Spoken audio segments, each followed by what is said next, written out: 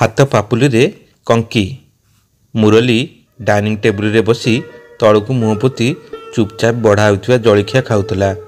आदौ मन होउनथिले भी न खाई उठीगले माँ हुए तो आहरी मन खराब करिवो यह भाभी से बसीथिला। मार से कांदुरा मुह को चाहिबा पई मध्य तार साहस होउनथिला। 2 दिन हेलानी सुजातांक आखिरु लुह सुकु नथिला। लुह को अटकाइबाकू चेष्टा करिबा बेले भितरे केमिति गोटे कोह उठी तांको अणनिश्वासी करि पकाउथला। मुरली जाने ता मार मन दुखर कारण। मार एकमात्र घनिष्ठ बांधवी 2 दिन तले राति रे संपूर्ण कहानीटा कौन आसंतु शुणिबा। 2 दिन हेलानी सुजातांक आखिरु लुह सुकु नथिला। लुह को अटकाइबाकू चेष्टा करिबा बेले भितरे केमिति गोटे कोह उठी तांको अणनिश्वासी करि पकाउथला। से चाहुतिले स्वामी और पुओ तांको काम रे बाहर को चली गले से कबाट बंद करी छाती पटाई कांदिबे। हुए तो तांको टिके हल्का लागिबो। तांको कांदर कारण बाप पुओ दुहें जानिथिले। तेणु काहींकी सुजाता कांदुचंती ता पचारिबा आवश्यक नथिला। पुओ मुरली डाइनिंग टेबुल रे बसी तळको मुह पोती चुपचाप बढ़ा होइतबा जलखिया खाउथला। खाइबा पई तार आदौ मन होउनथिले भी न खाई उठीगले माँ हुए तो आहरी मन खराब करिवो भाभी सी बसीथिला। मार से कांदुरा मुह को चाहिबा पई मध्य तार साहस होउनथिला। सी जाने ता मार मन दुखर कारण। मार एकमात्र घनिष्ठ बांधवी छईड़ मौसी 2 दिन तले राति रे शोइबा अवस्था चली जाइछंती। सेथिपाई माँ एते कांदुची ताकू बुझाइबार किछि नाही। सी निजको भी को बुझाई पारुची। निज माँ व्यतीत सी जदि अन्य जने नारी को सबुठारु बेसी देखिछि सी हेउचंती छईड़ मौसी। तांकर 2 पुओ झीओंक सहित मिसी खेली बुली उत्पात करी करी एकाठी से माने बड़ होइछंती। एपरिकी पिलादिने से छईड़ मौसी पाखरे मझिरे मझिरे रही भी जाउतला। तार मने अछि बापा माँ तांकर को पहाड़ उपरे थिबा देवतांक पाखरे कोन पई गोटे मानसिक करिथिले। तेणु से पीठरे जाई तांकर निर्दिष्ट पूजा करने बाहरी थांती। मुरलीकर देह खराब हो गला। एणे पूजार दिन और समय धार्य हो जाइछि। बस रे जिबाक हेबो। समय लागिबो 15 घंटा। से माने असुस्थ पिला को सांगरे नेबाकू साहस करि पर नथांती कि पूजा व्यवस्थार धार्य तिथि को घुंचाई पार नथांती। छईड़ मौसी पहुँची गले। समस्याटा शुणिबा परे सहज समाधान टिए देदेले जे मुरली पाई आदौ चिंता न करी से माने तांकर पुण्यार्जन काम रे जांतु। पिला तांको पाखरे अधिक जत्न रहिबो। मार इच्छा थिला एते कष्ट करी जाउचंती जेतेबेले पुओटाको टिके नेई मुंडिया मराई आनी थांते। किंतु छईड़ मौसी असुस्थ मुरली को छाती रे आउजाई धरी तांको घर को नहीं जाइथिले। प्राय 4 दिन परे फेरीथिले तांको माँ बापा। किंतु मात्र 4 दिन भितरे से माउसीको स्नेह श्रद्धा और जत्न रे गोटापणे तांकर होई जाइतिला। निज घर को फेरिबाकू से आदौ राजी नथिला। सेई माउसी ताकू बहुत बुझासुझा करी घरे आनी छाड़ीथिले। शर्त थिला माउसी प्रतिदिन तांको घर को से स्कूल रु फेरिबा परे आसीबे नहेले सी ताको घर को जीव। माउसीक पुओ झीओ दुहें चाकरी करूचंती बाहरे। एका मुरली ही जगतपुर रे गोटे कंपानी रे अछि। तेणु ए पर्यंत माउसींकर सबुतिक आदर तारी उपरे अजाड़ी होई पड़ुथला। तांकर एपरी अचानक चली जिबाटा ताको बहुत बाधुची। किंतु निजे कंदाकटा करी मार दुख को आउसी बढ़ाइबाकू चाहू नथिला। बाहरी दंभ रखिबाकू प्राणप्राण चेष्टा करी चलथिला। तथापि समस्त सजागता सत्वे भी आखिरु 2 ठोपा लुह जलखिया प्लेट उपरे पड़ीगलानी। राग लगुची कही गोटे ग्लास पानी पी से खाइबा जगह उठी बाहर को चलीगला। अन्य दिन होइतिले सुजाता तांको पाटी करी आउ टिके खुआई थांते बा ता पछे पछे गेट जाए जाई थांते। सेपरी किछि हेलानी। मुरली शीघ्रता बाइक स्टार्ट करी जीवार शब्द जहा भीतर को सुनागला। सुजाता सोना बाबूंको पई खाद्य आनी टेबुल उपरे रखिले और टिके कड़ को प्राणहीन मूर्तिटीए परी ठिया होई रहिले। सुजातांकर झाउणी पड़िथिबा मुहटी तांकर स्वामी सोना बाबू को बेस अस्थिर करुथिला। से लक्ष्य करुथिले सुजाता प्राय खाइबा पीवा छाड़ीदेलेनी।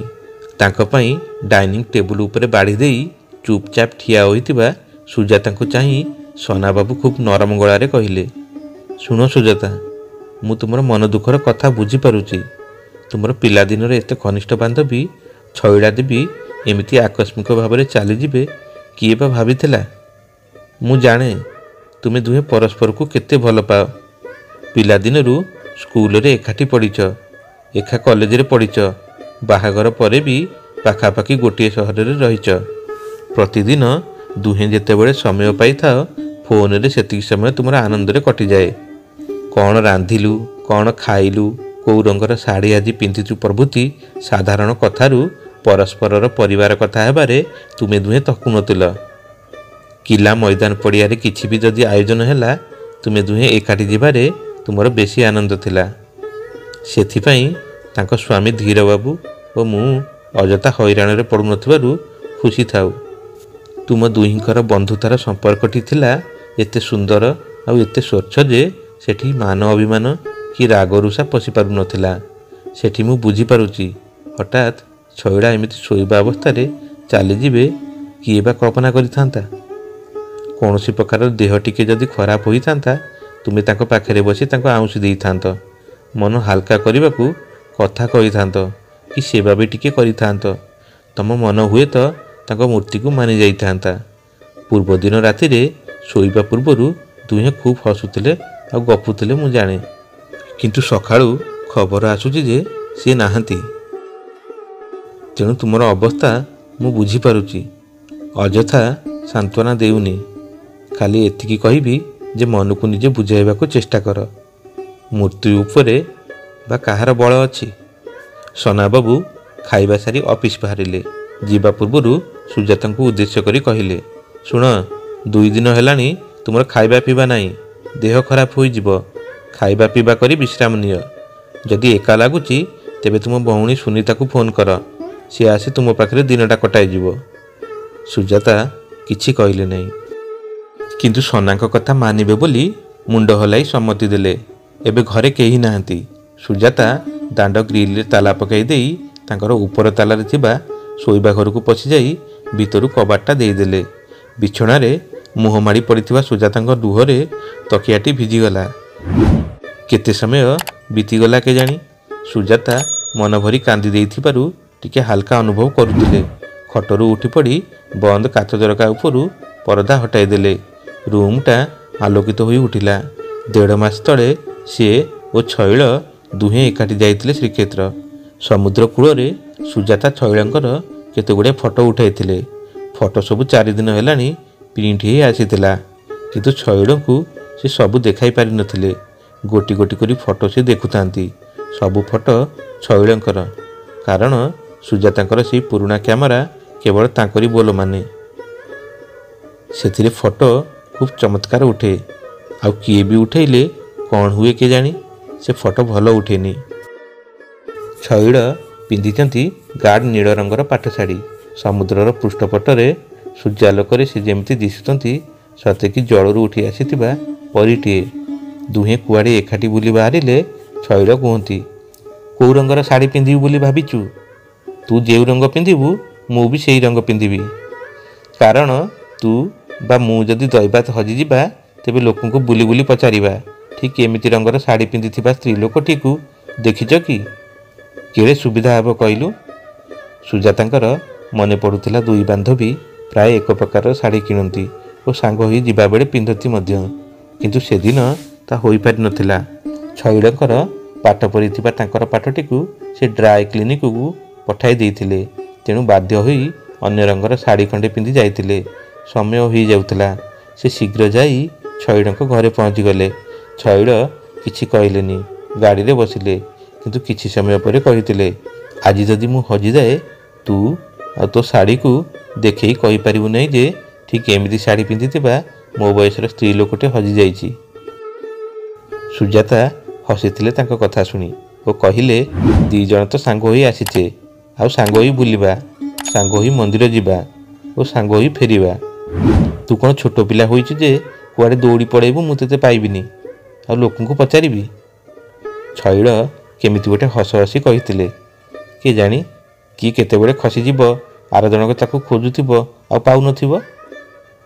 ସୁଜାତା ତାଙ୍କ କଥାକୁ ଆଦୌ ଗୁରୁତ୍ୱ ନ ଦେଇ ହସି ହସି କହିଥିଲେ, ଛାଡ଼ ସେ ନାଟକବାଜି। ଶାଢ଼ୀ ରଙ୍ଗ ଅଲଗା ହେଲେ ବି ଆମେ ଆଦୌ ହଜିବାନି, କାରଣ ଆମ ଯୋଡ଼ିକୁ କେହି ଅଲଗା କରିପାରିବେନି। ମୃତ୍ୟୁ ବି ନୁହେଁ। ପ୍ରଶ୍ନ ଥିଲା ଶୈଳଙ୍କର। ସୁଜାତା ତାଙ୍କ ମୁହଁକୁ ଚାହିଁଲେ ଟିକେ ଆଶ୍ଚର୍ଯ୍ୟ ହୋଇ। କିଛି ଉତ୍ତର ଦେଲେନି, ଗମ୍ଭୀର ହୋଇଗଲେ। ଶୈଳ ତାଙ୍କୁ ପରିହାସ କରି କହିଲେ, ଓଃ, ଏଇଥିରେ ତୋର ରାଗ ହୋଇଗଲା? ଠିକ୍ ଅଛି, ଶୈଳ ସୁଜାତା ଯୋଡ଼ି ଜିନ୍ଦାବାଦ। ସେଦିନର କଥାଟା ମନେ ପକାଇ ସୁଜାତା ଶୈଳଙ୍କ ଫଟୋକୁ ହାତରେ ଧରି କହିଲେ, ସେଦିନ ପୁରା ଘୋଷଣା କରିଥିଲୁ ଶୈଳ ସୁଜାତା ଯୋଡ଼ି କେହି ଭାଙ୍ଗି ପାରିବେନି, ଅଥଚ ନିଜେ କେଡ଼େ କୌଶଳରେ ଗୋପନରେ ଯୋଡ଼ି ଭାଙ୍ଗିଦେଲୁ। ଏବେ ଆକାଶର ଚନ୍ଦ୍ର ପରି ମୋର ଅପହଞ୍ଚ ଦୂରତାକୁ ଚାଲିଗଲୁ ନା? ହଜିଗଲୁ ନା ସବୁଦିନ ପାଇଁ? ଏଥର ସୁଜାତା କିଛି ସମୟ ମୌନ ହୋଇ ବସିଲେ। ତାପରେ ତାଙ୍କର କ'ଣ ହେଲା କେଜାଣି ସେ ଫଟୋ ଭିତରୁ ଶୈଳଙ୍କର ସମୁଦ୍ରକୁ ପଛ କରି ଠିଆ ହୋଇ ଆସୁଥିବା ଫଟୋକୁ ଧରି ମନକୁ ମନ କହିଲେ, ଦେଖ ଶୈଳ, ତୁ ମାତ୍ର 2 ଦିନ ତଳେ ଦେହ ଛାଡ଼ିଛୁ। ତୋର ତ କୌଣସି ଶୁଦ୍ଧିକର୍ମ ଆରମ୍ଭ ହୋଇନାହିଁ। ତେଣୁ ତୋର ଆତ୍ମା କି ତୋର ପ୍ରାଣସତ୍ତା ନିଶ୍ଚୟ ଏହି ବାୟୁମଣ୍ଡଳରେ ଘୁରି ବୁଲୁଥିବ। ତୁ ଆମକୁ ଦେଖିପାରୁଥିବୁ, ଶୁଣି ବି ପାରୁଥିବୁ।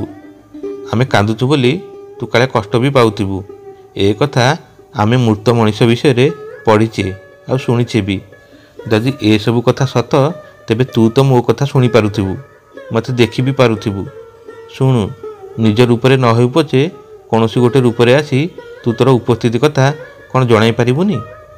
ମୁଁ ତୋତେ ଗଭୀର ଭାବରେ ପୂର୍ଣ୍ଣ ମନୋଯୋଗ ଦେଇ ଆହ୍ୱାନ କରୁଛି, ତୁ ଆ, ଯେକୌଣସି ରୂପ ଧରି ଆ। ସୁଜାତା ଆଖି ବନ୍ଦ କରି ଶୈଳଙ୍କୁ ସ୍ମରଣ କରିବାକୁ ଲାଗିଲେ। କିଛି ସୋର ଶବ୍ଦ ନାହିଁ। ହଠାତ୍ ମୋବାଇଲଟା ରିଙ୍ଗ ହେଲା। ସୁଜାତାଙ୍କ ଧ୍ୟାନ ଭାଙ୍ଗିଗଲା।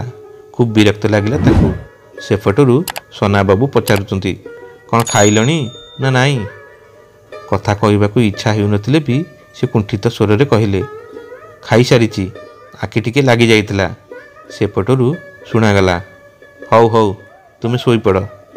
ମୋବାଇଲଟା ସୁଇଚ୍ ଅଫ୍ କରିଦିଅ ଆଉ ନିଶ୍ଚିନ୍ତରେ ଶୋଇପଡ଼। ସୁଜାତା ସେହିକ୍ଷଣି ମୋବାଇଲ ସୁଇଚ୍ ଅଫ୍ କଲେ। ପୁଣି ଫେରି ଆସିଲେ ଛିଣ୍ଡି ଯାଇଥିବା ଆବେଗର ଖିଅ ଧରିବାକୁ। ପୁଣି ଏକାଗ୍ର ହେବାର ଚେଷ୍ଟା କଲେ, କିନ୍ତୁ ମନ ଚଞ୍ଚଳ ହେଲା। କାଚ ଝରକା ବାହାର ପଟୁ ଝିଟିପିଟିଟେ ଲାଞ୍ଜ ପିଟିଲା। ସୁଜାତା ତାକୁ ଚାହିଁଲେ।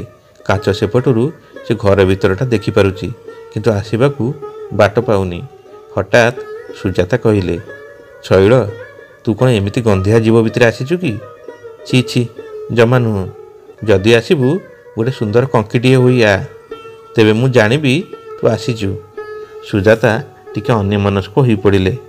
ଖଟ ସାରା ଶୈଳଙ୍କର ସେ ଉଠାଇଥିବା ଫଟୋ ଗୁଡ଼ିକୁ ସଜାଡ଼ି ରଖୁଥିଲେ। ହଠାତ୍ ତାଙ୍କର ଆଖି ପଡ଼ିଲା ନାଲି ରଙ୍ଗର ସୁନ୍ଦର କଙ୍କିଟିଏ ଘର ଭିତରେ ଉଡ଼ୁଛି। ସେ ତାଙ୍କ ସାମ୍ନା କାନ୍ଥ ଉପରେ ବସିଥିଲା। ଦୁଇଟି ଡେଣା ମେଲାଇ ଦେଇଛି। ସୁନ୍ଦର ଆଖି ଦିଓଟି କିଏ ଆଙ୍କିଦେଲା ପରି ଦିଶୁଛି। ସୁଜାତା ଆଶ୍ଚର୍ଯ୍ୟ ହେଲେ। କାଚ ଝରକା ସବୁ ବନ୍ଦ, କବାଟ ମଧ୍ୟ ଭିତରୁ ବନ୍ଦ। କେମିତି ଆସିଲା ଏ କଙ୍କି?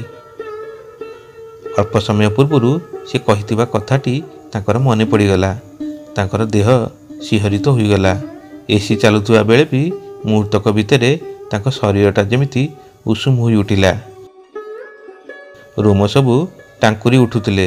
ଦେହରେ ଝାଳ ଜକେଇ ଆସିଥିଲା। ଏକ ଆହେତୁକ ଭୟ ତାଙ୍କୁ ଗ୍ରାସ କରିଗଲା। ଇଚ୍ଛା ହେଉଥିଲା କବାଟ ଖୋଲି ସେ ବାହାରକୁ ଦୌଡ଼ନ୍ତି କି, କିନ୍ତୁ ପାଦ ଦୁଇଟା ତ ନାଠି ହୋଇଯାଇଛି। ଠିଆ ହେବାର ବଳ ବି ତାଙ୍କର ହଜିଯାଇଛି। ଇଏ କି ଅଭାବିତ ଅବସ୍ଥା! କଙ୍କିଟି କାନ୍ଥ ଉପରୁ ଉଠି ଅନ୍ୟତ୍ର ଯାଇ ବସିଲାଣି। ସୁଜାତା ତାକୁ ଏକା ଆଖିରେ ଚାହିଁଛନ୍ତି। ଇଏ କ'ଣ ଘଟୁଛି? ସେ ଯେମିତି କିଛି ବି ବୁଝିପାରୁନାହାନ୍ତି। ହଠାତ୍ ମନଟା ଦୃଢ଼ ହୋଇ ଆସିଲା।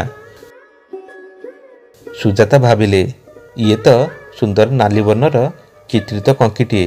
ତାକୁ ଦେଖି ମୁଁ ଭୟ କରୁଛି? ଆଶ୍ଚର୍ଯ୍ୟ! ଏଇ କିଛି ସମୟ ପୂର୍ବରୁ ମୁଁ ତ ନିଜେ ଶୈଳ ଉଦ୍ଦେଶ୍ୟରେ କହୁଥିଲି ନା, କଙ୍କିଟିଏ ହୋଇ ଆ। ଯଦି ସେ ସତରେ ଆସିଛି କଙ୍କି ରୂପରେ, ମୁଁ ଭୟ ପାଉଛି କାହିଁକି?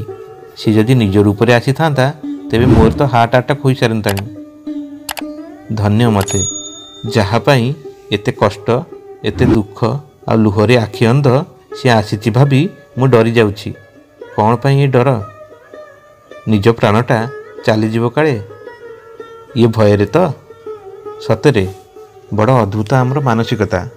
ପ୍ରିୟଜନକୁ ହରାଇବାର ଦୁଃଖ, ପୁଣି କାଳେ ତା ସହିତ ସାକ୍ଷାତ ହୋଇଯିବାର ଆଶଙ୍କାରେ ଆତଙ୍କଗ୍ରସ୍ତ ଏକ ଅଜଣା ଭୟରେ ଆକ୍ରାନ୍ତ ତାଙ୍କର ମନ ହଠାତ୍ ଉତ୍ଫୁଲ୍ଲିତ ହୋଇ ଉଠିଲା। ଘରର ଏ ପାଖରୁ ସେ ପାଖକୁ ଉଡ଼ି ଉଡ଼ି କଙ୍କିଟି ପୁଣି କେଉଁଠି ନା କେଉଁଠି ବସି ଯାଉଥିଲା। ଏଥର ସେ ତାର ଡେଣା ଦୁଇଟି ଯୋଡ଼ି ନିଶ୍ଚଳ ହୋଇ ବସିଥିଲା ସୁଜାତାଙ୍କ ଖଟ ପାଖରେ ଥିବା ଛୋଟ ଟେବୁଲ ଉପରେ। ସୁଜାତା ମନ ଖୁସିରେ ଡାକି ଚାଲିଥିଲେ, ଛଇଳ ଛଇଳ, ତୁ ସତରେ ମୋ ଡାକ ଶୁଣି ଆସିଛୁ ନା? କିନ୍ତୁ ତୁ ସତରେ ଛଇଳ ତ, ନା ମୋର ଇଏ ପାଗଳାମି? ତତେ କଙ୍କିଟିଏ ରୂପରେ ଆସ ବୋଲି ମୁଁ ଡାକୁଥିଲି, କିନ୍ତୁ କେଉଁ ବାଟେ କେମିତି ଭିତରକୁ ଆସିଥିବା ଏ ସାଧାରଣ କଙ୍କିଟି ନୁହେଁ ତ, ଯାହାକୁ ଦେଖି ତୁ ବୋଲି ମୁଁ ଭାବୁଛି। ଦେଖେ, ତୁ ଯଦି ଛଇଳ ତେବେ ତୋର ଯୋଡ଼ି ଦେଇଥିବା ଡେଣାକୁ ଖୋଲିଦେ ତ। କଙ୍କିର ଦୁଇଟି ଯାକ ଡେଣା ମେଲିଗଲା। ତା ଆଖି ଦୁଇଟି ଯେମିତି ତାକୁ ଚାହିଁ ରହିଲା। ସୁଜାତା ଖୁସି ହୋଇଯାଇ କହିଲେ, ଆଚ୍ଛା ଏବେ ତୋ ଡେଣା ଦୁଇଟି ବନ୍ଦ କଲୁ ଦେଖିବା। କଙ୍କିର ଦୁଇଟି ଯାକ ଡେଣା ପୁଣି ଯୋଡ଼ି ହୋଇଗଲା। ସୁଜାତାଙ୍କର ଆନନ୍ଦର ସୀମା ରହିଲାନି। ବନ୍ଦ ହୋଇଯା, ଖୋଲିଯା ବୋଲି 2-4 ଥର କହିବା ସହ ତଦନୁରୂପ ଘଟଣା ଘଟିବାରୁ ସୁଜାତାଙ୍କ ମନ ନିଶ୍ଚିନ୍ତ ହୋଇଗଲା ଯେ ସତରେ ତାଙ୍କ ପ୍ରିୟ ବାନ୍ଧବୀ ତାଙ୍କ ଡାକ ଶୁଣି କଙ୍କି ହୋଇ ଆସିଛି। କିନ୍ତୁ ବେଶ କିଛି ସମୟ ବିତିଗଲା ପରେ ସୁଜାତା ଆଉ କ'ଣ କରିବେ ଭାବିପାରିଲେ ନାହିଁ। ତାଙ୍କର ମନେ ହେଲା କଙ୍କିଟି ଏଥର ଉଡ଼ିଯାଉ, ଛଇଳଙ୍କର ତାଙ୍କ ପ୍ରତି ଥିବା ଆସକ୍ତିରୁ ସେ ମୁକ୍ତ ହୋଇଯାଉ। ସେ ଉଠିପଡ଼ି ସବୁତକ କାଚ ଝରକା ଖୋଲିଦେଲେ। ବାହାରେ ତାଙ୍କ ବଗିଚାରେ ଭରପୁର ସବୁଜ ଗଛଲତା, ଫୁଲରେ ଭରିଯାଇଛି କେତେ ସବୁ ଗଛ। କିନ୍ତୁ ଝରକା ଖୋଲିବା ସତ୍ତ୍ୱେ ବି କଙ୍କିଟି ବାହାରକୁ ଉଡ଼ିଗଲାନି। ଘର ଭିତରେ ଥିବା ସେହି ଟେବୁଲ ଉପରେ ସେ ଡେଣା ଯୋଡ଼ି ବସି ରହିଲା। ସୁଜାତା ବାରମ୍ବାର କହିଲେ, ଛଇଳ ତୁ ଉଡ଼ିଯା ଉଡ଼ିଯା, କିନ୍ତୁ କଙ୍କି ନିଶ୍ଚଳ। ସିଏ ତାକୁ କ'ଣ କରିବି ବୁଝିପାରୁନାହାନ୍ତି।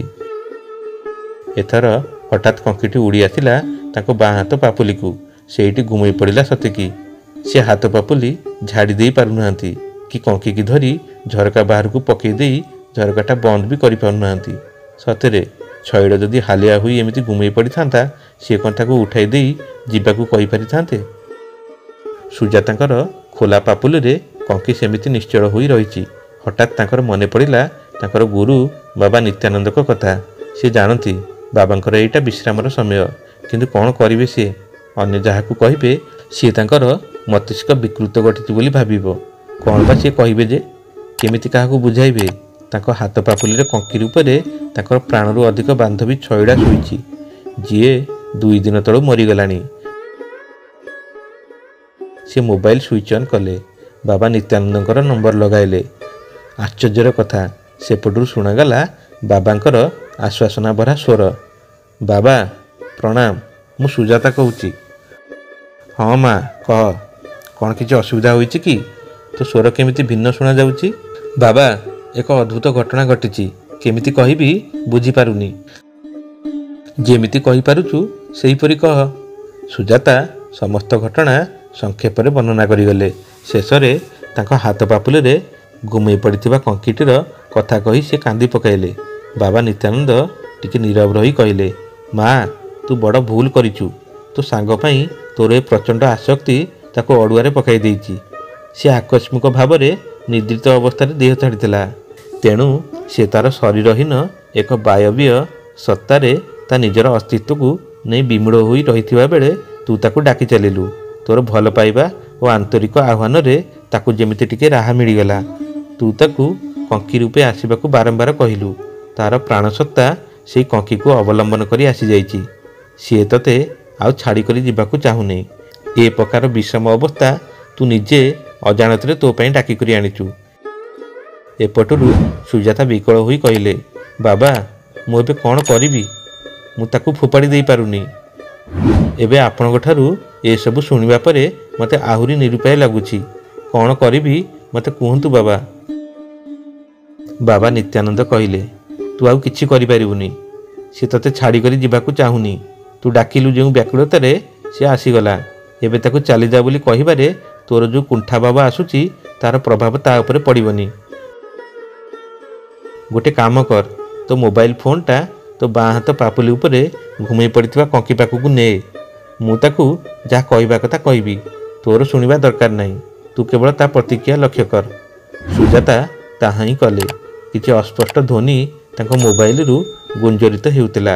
ତାଙ୍କର ଆଖି କଙ୍କି ଉପରେ ହିଁ ଲାଖି ରହିଥାଏ। ନିମିଷକ ଭିତରେ ସେ ଡେଣା ମେଲିଦେଲା। କଙ୍କିଟିର ଆଖିରେ ସତେ ଯେମିତି ସେ ଭଲକରି ଦେଖିନେଲା ସୁଜାତାଙ୍କୁ। ଡେଣା ଦୁଇଟି ତାର ସ୍ପନ୍ଦିତ ହେବାକୁ ଲାଗିଲା।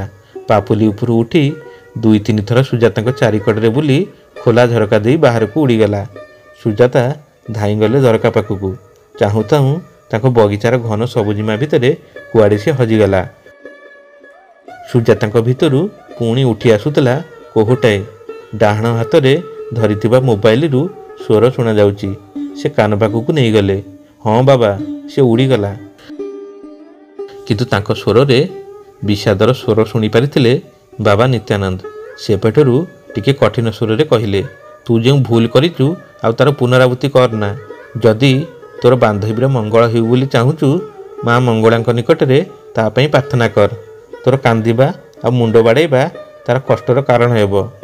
ହଉ ମା, ମୁଁ ଏବେ ବିଶ୍ରାମ ନେବାକୁ ଯାଉଛି। ସେପଟରୁ ଫୋନ୍ କଟିଗଲା ଓ ଏପଟରୁ ସୁଜାତା ଛନ୍ଦି ହୋଇ ପଡ଼ିଥିବା ମୋହ ଓ ଆସକ୍ତିର ଡୋରଗୁଡ଼ିକ ବି ମୁହୂର୍ତ୍ତକରେ ଛିଡ଼ିଗଲା। ପ୍ରସନ୍ନତାରେ ଭରିଗଲା ତାଙ୍କର ମନ। ଛାତି ଭିତରେ ଭର୍ତ୍ତି ହୋଇ ତାଙ୍କୁ ଆକ୍ତାମାକ୍ତା କରୁଥିବା କୋହତକ ତାରି ଭିତରେ ସମାହିତ ହୋଇସାରିଥିଲେ। 2 ଦିନ ଧରି ବନ୍ଧୁ ବିଚ୍ଛେଦଜନିତ ଦୁଃଖରେ ସିଏ ଯେପରି ମ୍ରିୟମାଣ ହୋଇପଡ଼ିଥିଲେ, ସେଥିରୁ ମୁକ୍ତି ପାଇବା ତ ଆଦୌ ସହଜ ନଥିଲା। ପୁଣି ଯେଉଁ ଅଦ୍ଭୁତ ଆବେଗର ବଶବର୍ତ୍ତୀ ହୋଇ ସେ ନିଜର ସମ୍ପର୍କ ଯୋଡ଼ିବାର ପ୍ରୟାସ କରୁଥିଲେ, ତାହାର ପରିଣତି ଯେ କ'ଣ ହୋଇଥାନ୍ତା ସେ ଅନୁମାନ କରିବାକୁ ବି ସାହସ କରିପାରୁନଥିଲେ। ଆଜି ତାଙ୍କର ଭାଗ୍ୟ ଭଲ ଥିଲା। ତାଙ୍କର ଗୁରୁ ନିତ୍ୟାନନ୍ଦ ଆଶ୍ରମରେ ଉପସ୍ଥିତ ଥିଲେ ଓ ତାଙ୍କର ଟେଲିଫୋନର ପ୍ରତି ଉତ୍ତର ଦେଲେ। ତା ନହେଲେ ସେ ମାସ ମାସ ଧରି ମୌନ ବ୍ରତରେ ରହିଯାଆନ୍ତି। ତାଙ୍କର ଧ୍ୟାନମଗ୍ନ ସ୍ଥିତିରେ ତାଙ୍କ ସହିତ ଯୋଗାଯୋଗ ତ ସମ୍ଭବ ହୋଇନଥାନ୍ତା। କିନ୍ତୁ ଏହି ଅଭାବିତ ଘଟଣା ଉପରେ ତାଙ୍କର ଅନୁଭବଟି ଘଟିଲା ଯେ ଅଜ୍ଞାନବଶତଃ ହେଉ ବା ଆବେଗଜନିତ ହେଉ, କିଛି ଅଘଟଣକୁ ମଣିଷ ଡାକି ଆଣିଲେ ବି ତାର ସରଳତା ଓ ସହଜପଣ ତାକୁ ବଞ୍ଚାଇ ଦିଏ। ତା ନ ହୋଇଥିଲେ ଅସମୟରେ ଗୁରୁ ନିତ୍ୟାନନ୍ଦଙ୍କର ସାହାଯ୍ୟ ବା ସେ ପାଇଥାନ୍ତେ କିପରି? ତାଙ୍କର ମୃତା ବାନ୍ଧବୀର ମଙ୍ଗଳ ବିଧାନ ପାଇଁ ଗୁରୁଙ୍କର ଉପଦେଶକୁ ସ୍ମରଣ କରି ଆଶ୍ୱସ୍ତ ହେଲେ। ଏବେ ନଥିବା ବନ୍ଧୁର ଦାୟିତ୍ୱ ସେ କେବଳ ନେଇପାରିବେ ତାଙ୍କର ଆନ୍ତରିକ ପ୍ରାର୍ଥନାରେ। ଗଭୀର କୃତଜ୍ଞତା ବୋଧରେ ତାଙ୍କର ଗୁରୁ ବାବା ନିତ୍ୟାନନ୍ଦଙ୍କ ଉଦ୍ଦେଶ୍ୟରେ ପ୍ରଣାମ ଜଣାଇଲେ ସୁଜାତା। ବନ୍ଧୁଗଣ, ଆଶା କରୁଛୁ ଆପଣମାନଙ୍କୁ ଏହି କାହାଣୀଟି ନିଶ୍ଚୟ ପସନ୍ଦ ଆସିଥିବ। କାହାଣୀଟି ପସନ୍ଦ ଆସିଥିଲେ ଆମର ଏହି ଚ୍ୟାନେଲକୁ ଲାଇକ୍ ଏବଂ ସେୟାର କରିଦିଅନ୍ତୁ। ହଁ, ଯଦି ଆମର ଏହି ଚ୍ୟାନେଲକୁ ନୂଆ କରି ଆସିଛନ୍ତି, ଚ୍ୟାନେଲଟିକୁ ସବସ୍କ୍ରାଇବ କରିବା ସଙ୍ଗେ ସଙ୍ଗେ ବେଲ୍ ଆଇକନକୁ ଦବାଇ ଅଲ୍ ବଟନଟିକୁ ଚିପି ଦିଅନ୍ତୁ। ଯେତେବେଳେ ବି ଏହିଭଳି ଭିଡ଼ିଓ ଆମ ଚ୍ୟାନେଲରେ ଆସିବ, ସର୍ବପ୍ରଥମେ ଆପଣମାନଙ୍କ ପାଖକୁ ନୋଟିଫିକେସନ ଯିବ। ପୁଣି ଦେଖା ହେବ ଆଗାମୀ ଭିଡ଼ିଓରେ ଆଉ ଏକ ନୂଆ କାହାଣୀକୁ ନେଇ। ସେତେବେଳେ ପର୍ଯ୍ୟନ୍ତ ରହୁଛୁ। ଜୟ ଜଗନ୍ନାଥ।